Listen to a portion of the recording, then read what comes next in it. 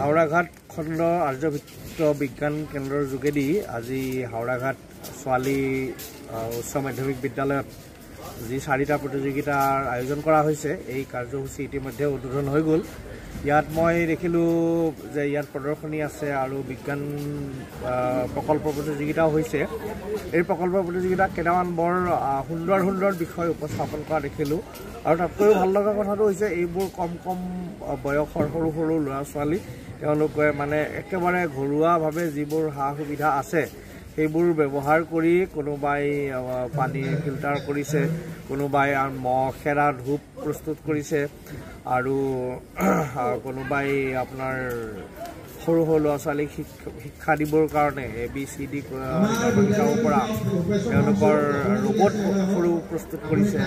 আৰু এজনক দেখিলো মানে আমাৰ এটা অন্যতম প্ৰাকৃতিক সমস্যা ভূমিস্খলন কেনেকৈ আগজাননী দিব পাৰি, ভূমিকম্পৰ আগজাননী আমি কেনেকৈ পাব পাৰোঁ বা গছ কেনেকৈ ৰক্ষা কৰিব পাৰি, এনেকুৱা বিভিন্ন সৰু বিষয় লৈ সৰু বুলি মই এইকাৰণে কৈছোঁ যে দেখাত সৰু ল'ৰা ছোৱালীয়ে কৰিছে একেবাৰে প্ৰাথমিক পৰ্যায়ৰ বিষয় কিছুমান তেওঁলোকে লৈছে। ইয়াৰ যোগেদি কিন্তু একোটা ডাঙৰ বাৰ্তা আমাৰ সমাজলৈ যায় প্ৰথম কথা। আৰু দ্বিতীয় কথাটো হৈছে কি এই বিষয়বোৰ অলপ ইম্প্ৰভাইজ কৰি মানে সামান্য উন্নতি ঘটাই যদি আমি আমাৰ সমাজলৈ আগবঢ়াই দিব পাৰোঁ তেতিয়া আমি অনাগত দিনবিলাকত প্ৰকৃতিৰ ৰক্ষা, আমাৰ ভূমিকম্পৰ পৰা সুৰক্ষা, আমাৰ ভূমিস্খলনৰ দৰে দুৰ্ঘটনাৰ পৰা ৰক্ষা বা আমাৰ গছ-গছনিৰ সুৰক্ষা আজি পাব পাৰোঁ। আৰু স্বাস্থ্য সম্পৰ্কীয় দিশো ইয়াতে বহুতকেইটা মই দেখিলোঁ। আনকি ঔষধো প্ৰস্তুত কৰিছে ল'ৰা ছোৱালীয়ে, নিমুনিয়াৰ ঔষধ প্ৰস্তুত কৰি লৈ আহিছে। মহৰ পৰা বিভিন্ন বেমাৰ হয়, মহ কেনেকৈ দূৰতে বিদূৰ কৰিব পাৰি সেই ধৰণৰ ব্যৱস্থাও ইয়াতে ল'ৰা ছোৱালীয়ে কেৱল ঘৰতে, বেলেগ একো নাই, তেওঁলোকে কিছু গছৰ পাত লৈছে, কিবা এনেকুৱা বিষয় লৈছে, তিলৰ তেল লৈছে, লৈ সেইখিনিতে মানে ধূপ প্ৰস্তুত কৰি আনিছে।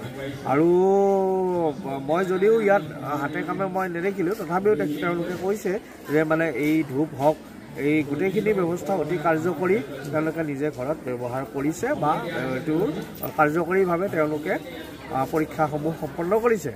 এতিয়া কথা হ'ল এই হাওড়াঘাটৰ দৰে এখন ঠাইৰ পৰা এই ধৰণৰ এটা বিজ্ঞান প্ৰকল্প যে আলোকমুখী যাত্ৰা এটা যে আৰম্ভ হৈছে বা ইয়াত যে আমাৰ আৰ্যভট্ট বিজ্ঞান কেন্দ্ৰৰ ইমান আজি ৮দশ সংখ্যক বুলি লিখিছে তেওঁলোকে, ইমান বছৰে যে এইটো বিষয় লৈ নিৰৱচ্ছিন্নভাৱে কাম কৰি আছে এইটো এটা অত্যন্ত গুৰুত্বপূৰ্ণ কথা।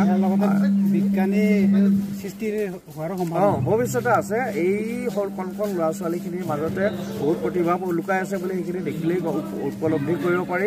আৰু অনাগত দিনসমূহত তেওঁলোকৰ মাজৰ পৰাই আমি এগৰাকী মানে ভাল দক্ষ অভিযন্তা বা বিজ্ঞানী আমি পাবলৈ সক্ষম হ'ম বুলি আমি একদম নিশ্চিতভাৱে আশা কৰিব পাৰোঁ।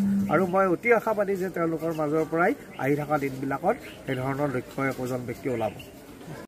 অসম চৰকাৰৰ অধীনস্থ বিজ্ঞান প্ৰযুক্তিবিদ্যা বিভাগৰ অধীনস্থ অসম বিজ্ঞান প্ৰযুক্তিবিদ্যা আৰু পৰিৱেশ পৰিষদৰ সহযোগত আৰু আৰ্যভট্ট বিজ্ঞান কেন্দ্ৰ হাওড়াঘাট খণ্ডৰ অধীনত আজি আমি দিনজোৰা কাৰ্যসূচীৰে ৮দশ সংখ্যক আৰ্যভট্ট বিজ্ঞান কেন্দ্ৰৰ যি খণ্ড পৰ্যায়ৰ প্ৰতিযোগিতা অনুষ্ঠিত কৰা হৈছে স্থানীয় হাওড়াঘাট নগৰ ছোৱালী উচ্চ মাধ্যমিক বিদ্যালয়ত। মূলতে আমি 4টা বিষয়বস্তুৰ ওপৰত ভিত্তি কৰি এই প্ৰতিযোগিতাখন আয়োজন কৰা হয়। তাৰে ভিতৰত আছে বিজ্ঞানৰ আৰ্হি নিৰ্মাণ, আকস্মিক বক্তৃতা, চিত্ৰাংকন প্ৰতিযোগিতা আৰু ধাৰণা প্ৰতিযোগিতা।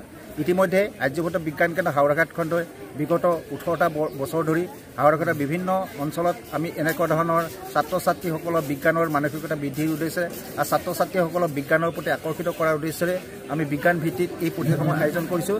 আজি দেখা পোৱা গৈছে যে হাওড়াঘাট খণ্ডৰ অধীনত বিভিন্ন বিদ্যালয়ৰ পৰা যথেষ্ট সংখ্যক ছাত্ৰ ছাত্ৰী ইয়ালৈ আহিছে। তেওঁলোকে বিজ্ঞানৰ আৰ্হি, তেওঁলোকৰ নিজাববীয়া চিন্তাধাৰাৰে বিজ্ঞানৰ আৰ্হি নিৰ্মাণ, লগতে আকস্মিক বক্তৃতা, চিত্ৰাংকন প্ৰতিযোগিতা আৰু ধাৰণা প্ৰতিযোগিতা তেখেতসকলে লৈ আহিছে।